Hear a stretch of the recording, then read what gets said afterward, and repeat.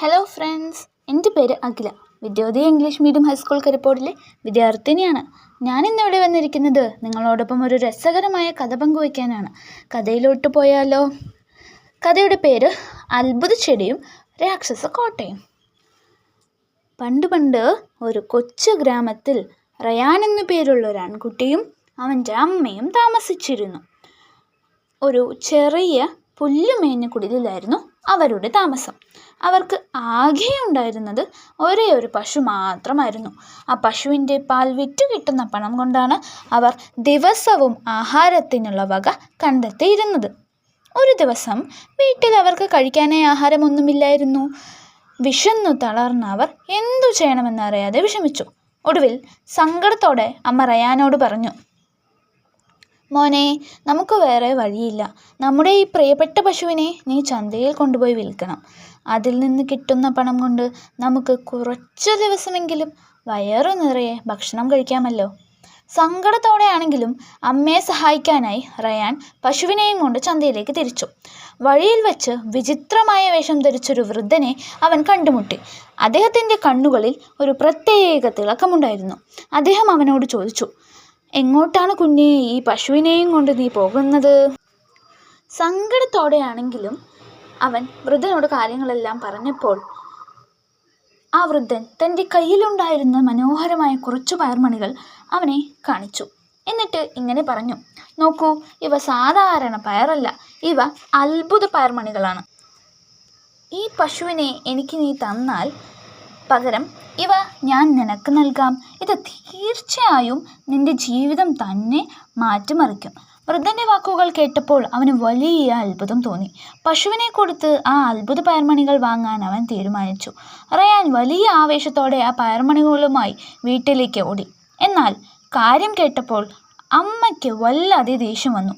കഷ്ടം, വിശപ്പടക്കാൻ ആഹാരം വാങ്ങുന്നതിന് പകരം വെറും 5 പയർമണികളുമായാണോ നീ വരുന്നത് എന്ന് ചോദിച്ച് അമ്മ ദേഷ്യത്തോടെ ആ പയർമണികൾ ജനലിലൂടെ പുറത്തെ പറമ്പിലേക്ക് എറിഞ്ഞു കളഞ്ഞു. പാവം റയാൻ. അമ്മ വഴക്കു പറഞ്ഞ സങ്കടവും വിശപ്പും കാരണം അവൻ നേരത്തെ ഉറങ്ങിപ്പോയി. അടുത്ത ദിവസം രാവിലെ റയാൻ കണ്ണു തുറന്നു നോക്കുമ്പോൾ കണ്ട കാഴ്ച അവനെ അതിശയിപ്പിക്കുന്ന ഒന്നായിരുന്നു. ജനലിന് പുറത്ത് വലിയൊരു നിഴൽ പടർന്നതുപോലെ അവന് തോന്നി. അവൻ വേഗം പുറത്തേക്കോടി.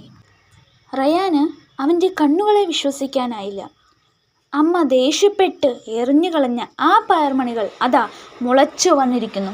അതൊരു സാധാരണ ചെടിയല്ലായിരുന്നു. തടിച്ചും ശക്തമായും വളർന്ന ആ പയർവള്ളി ആകാശത്തോളം ഉയരത്തിൽ പടർന്ന് നിൽക്കുന്നു. അതിൻ്റെ അറ്റം മേഘങ്ങൾക്കിടയിൽ എവിടെയോ മറഞ്ഞിരിക്കുകയായിരുന്നു. ആകാശത്തോളം ഉയരത്തിൽ വളർന്നു നിൽക്കുന്ന ആ അത്ഭുത ചെടി കണ്ട് റയാൻ അമ്പരന്നുപോയി. റയാന് കൗതുകമടക്കാൻ കഴിഞ്ഞില്ല. അവൻ പതുക്കെ ആ വള്ളിയിൽ പിടിച്ച് മുകളിലേക്ക് കയറാൻ തുടങ്ങി. കയറി അവൻ മേഘങ്ങൾക്ക് മുകളിലെത്തി. അവിടെ പുകമഞ്ഞ് പോലെ വെളുത്തൊരു പാത അവൻ കണ്ടു. ആ പാതയിലൂടെ നടന്ന് അവൻ ചെന്നു നിന്നത് ആകാശത്തോളം ഉയരമുള്ള ഒരു വലിയ കൊട്ടാരത്തിന് മുന്നിലാണ്. കൊട്ടാരത്തിനകത്തെത്തിയ റയാൻ അത്ഭുതം കൊണ്ട് അമ്പരന്നുപോയി. അവിടുത്തെ കസേരകൾക്കും മേശുകൾക്കും മലയോളം വലിപ്പമുണ്ടായിരുന്നു. പെട്ടെന്ന് തറയാകെ കുലുങ്ങാൻ തുടങ്ങി. ദും ദും ദും. ഒരു ഭീകരമായ രാക്ഷസൻ അതാ അവിടേക്ക് നടന്നു വരുന്നു.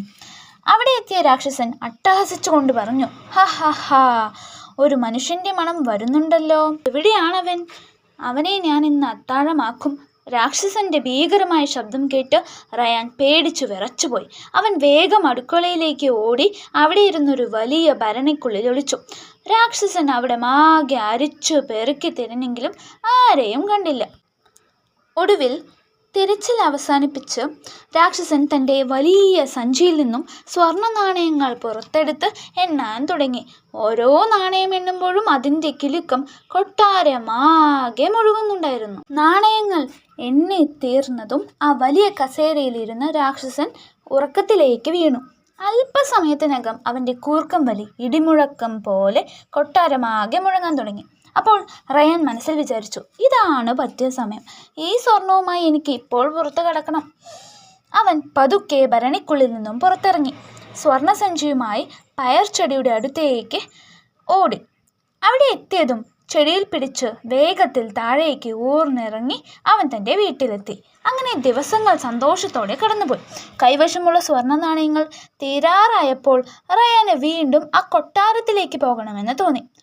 അവൻ പയർവള്ളിയിലൂടെ മുകളിലേക്ക് കയറി.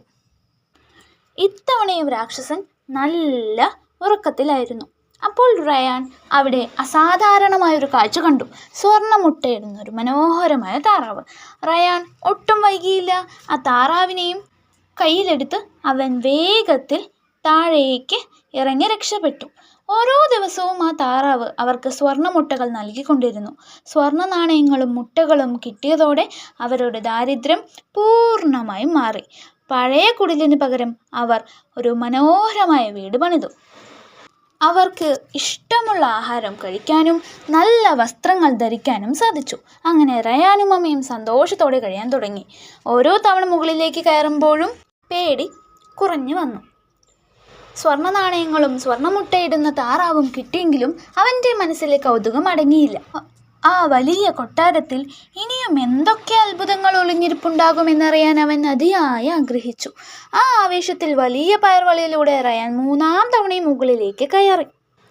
സ്വർണം കൊണ്ട് നിർമ്മിച്ച ഒരു മനോഹരമായ മാന്ത്രിക വീണ അവിടെ ഇരിക്കുന്നുണ്ടായിരുന്നു. ആ വീണ കയ്യിലെടുത്തതും അത് ഉച്ചത്തിൽ വിളിച്ചുകൂവി, യജമാനനെ, എന്നെ രക്ഷിക്കൂ, എന്നെ ആരോ മോഷ്ടിച്ചു കൊണ്ടുപോകുന്നേ. വീണയുടെ ശബ്ദം കേട്ട് രാക്ഷസൻ ഞെട്ടി ഉണർന്നു. കണ്ണുകൾ ചുവന്നു കലങ്ങി അയാൾ ദേഷ്യത്തോടെ ഗർജിച്ചുകൊണ്ട് റയാൻ്റെ പിന്നിലേക്ക് പാഞ്ഞു. രാക്ഷസൻ തൻ്റെ തൊട്ടു പിന്നാലെ വരുന്നത് കണ്ട് റയാൻ പേടിച്ചു വിറച്ചു.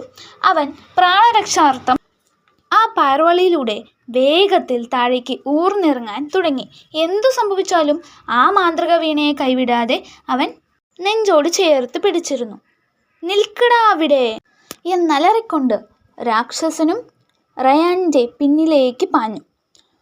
റയാൻ പയർവള്ളിയിലൂടെ താഴേക്കിറങ്ങി.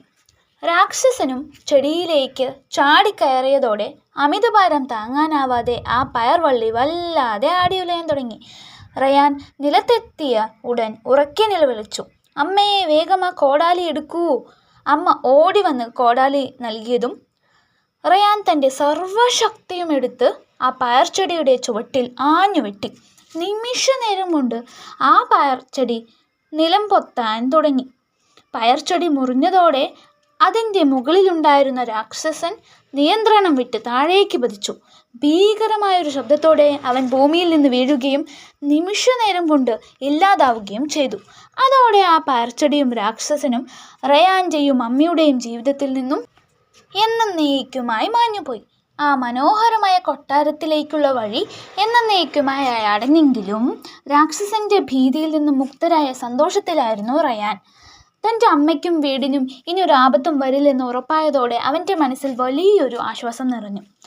അന്ന് സന്ധ്യയ്ക്ക് മുറ്റത്ത് നിന്നുകൊണ്ട് റയാൻ ആകാശത്തെ നക്ഷത്രങ്ങളെ നോക്കി പുഞ്ചിരിച്ചു. അവൻ്റെ കയ്യിലിരുന്ന ആ അത്ഭുത വീണ അപ്പോൾ മനോഹരമായ ഒരു സംഗീതം മീട്ടാൻ തുടങ്ങി.